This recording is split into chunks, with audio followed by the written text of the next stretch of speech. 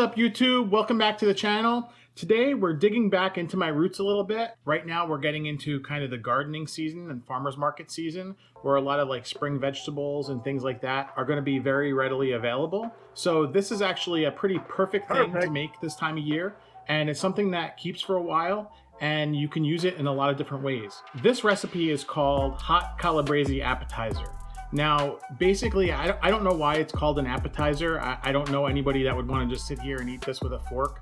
I mean, it is delicious, but you kind of need a medium to carry it. And what I'm going to use it for today, I'm just going to put it on some nice bread that I made. The ingredients are pretty simple. It's basically anything that you could find from the garden that has kind of substantialness to it. But the key ingredient that you need are hot chili peppers. Now at my market, I was able to find a whole mixture of all different chili peppers. So these peppers are kind of the quintessential peppers that you want in this. You could use all of these peppers if you want. I don't even know what they're called, honestly. I'm gonna add a couple of jalapeno peppers just for a different type of flavor, a different type of heat. We have like kind of red Fresno type chilies. And then for a little sweetness, I got some Italian Cubanilla peppers. So we're gonna throw those in there too. The sky is the limit on this. And another vegetable that is really good in this would be like your eggplant. So I found these beautiful little purple eggplants that I'm going to use in this. And then just some aromatics. So I got onion. This is a sweet Vidalia onion I got for 50 cents at the market. And then some garlic. So let's get into chopping these veggies. At the base, I'm going to put my onion. Pretty simple. So this, I'm gonna go right across. I'm right-handed, so gotta do it like that. And then you don't want to do anything too fancy, so this size is good, just like that. You want to extrapolate. They're gonna shrink probably by about half. Like I said, this doesn't need to be terribly precise. So those of you who have shoddy knife skills, you can make this recipe. I'm gonna go right into a glass dish. Garlic, nothing fancy, just peel it. Crush it a little bit. Now I got about 5 cloves for this amount of veg. This is kind of the ratio I want to go with. I want a nice garlic bite to this. I really smashed the hell out of that garlic clove. And that one, Jesus. You guys gotta get me to calm down here. So these eggplants knock off the end. And you definitely want to peel it. The skins are a little bitter on eggplant, and they're gonna get, when you roast them, they're not gonna be a nice texture added to this. So peel them good.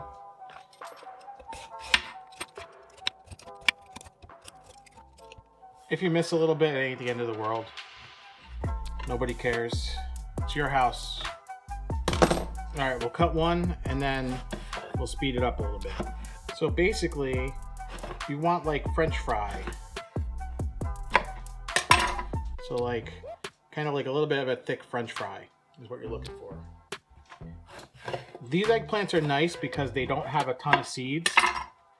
See that? There's almost no seeds in it. So you could use a standard eggplant if you want, but there's gonna be a lot of seeds. The peppers also don't require any fancy knife work. In fact, I suggest that you don't. So pull off the stem, and this is where you wanna be kind of careful. Now, I want this nice and hot. I was even gonna get habanero peppers for this, but make them the same size. Look, just like that. I want it hot, so I'm gonna leave those ribs and seeds in it. Just like that.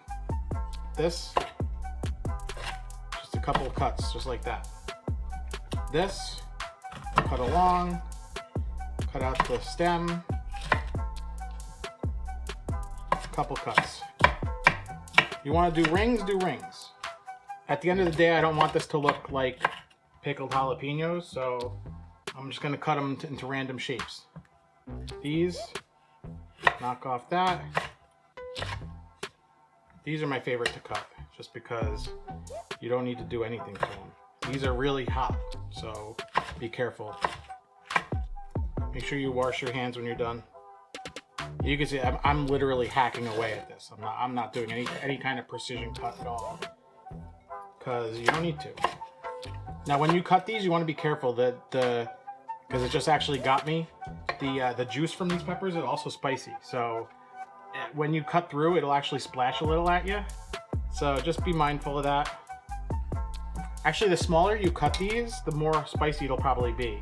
I say probably because you never know what's gonna happen to these things as they cook.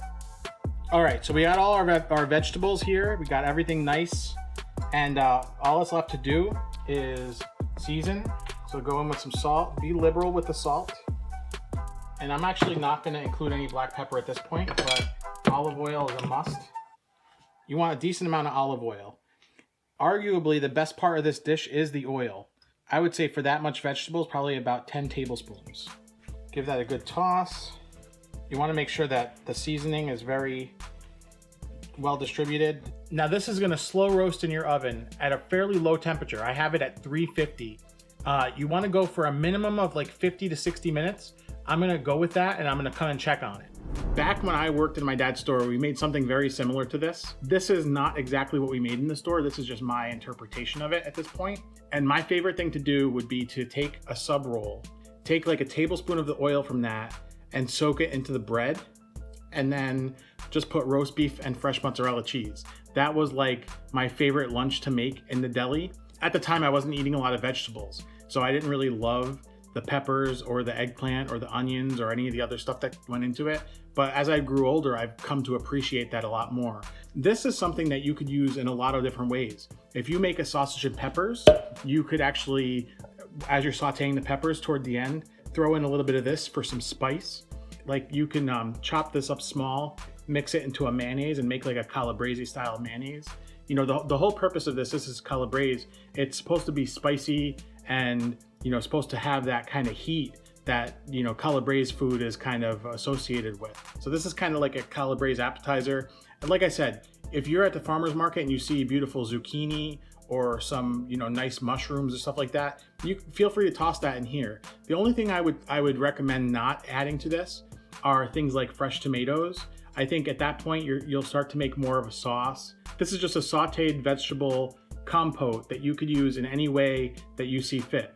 Even pasta, this would be really good on pasta. All right, it's been an hour. We're gonna check on our calabrese. It looks like, I think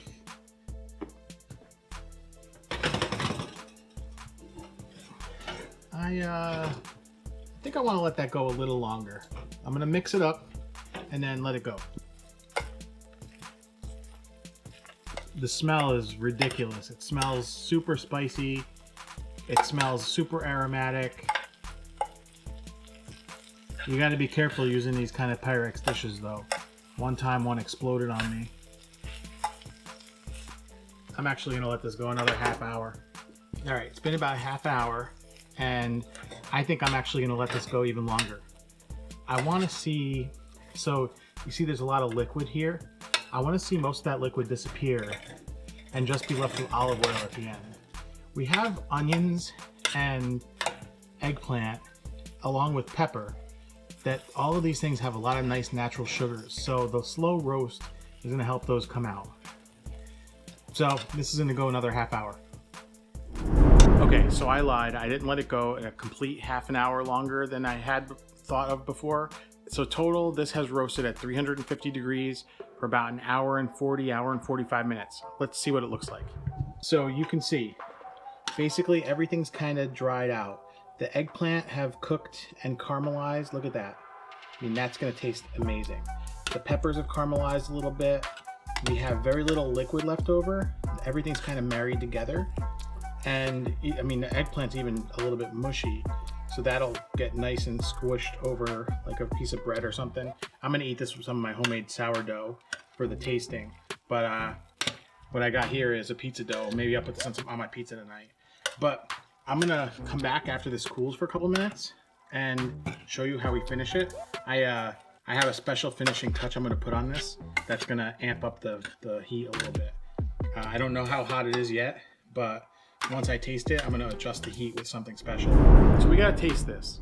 Now, I really wanted something super spicy, so I couldn't find habanero peppers at the market. I have kind of a trick up my sleeve, and it's actually Calabrian Chili Oil, which has crushed up Calabrian chili peppers. So I'm gonna adjust the taste with this, but I would suggest if you're gonna do that, make sure you taste it first before you even jump in with this, because it may already be pretty hot. We had a lot of spicy peppers in there. So let's give this a taste and see where we are on the spice. And if we need to add a little more, that's what we're gonna do. As far as how we're doing this, this is a loaf of sourdough bread that I made by myself. All right, so this is it, guys. We got some red pepper, we got some onion, we got a nice roasted piece of eggplant. You can see right there.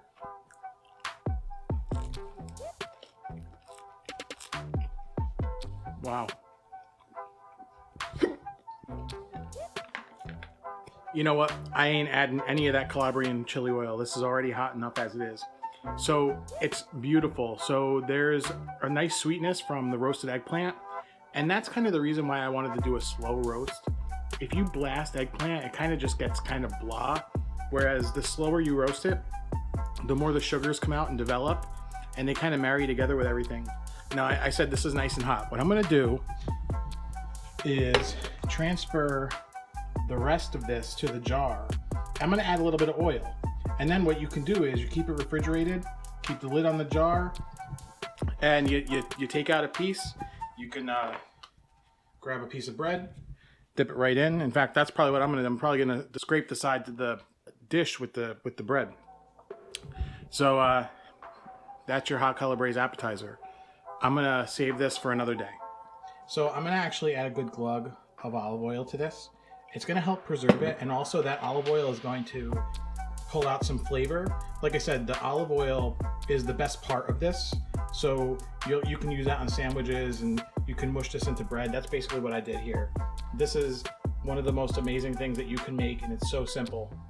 Now this, in this state, is good for about, I would say, maybe 2 to 3 weeks. So make sure you use it within that time. It's only gonna intensify, the flavors are only gonna get better, so enjoy it. Thanks so much for watching, guys. Be sure to leave a like and comment down below if there's any other recipes that you wanna see me make on the channel here. And make sure you're subscribed. I have a lot of new recipes on the way, and you're not gonna wanna miss those, so hit that notification bell to be alerted when new videos are posted, just so that you don't miss anything. And whether it's a dining review, another recipe, a coaching segment. Thank you so much for watching this video. I hope you have an amazing day and can't wait to share the next video with you.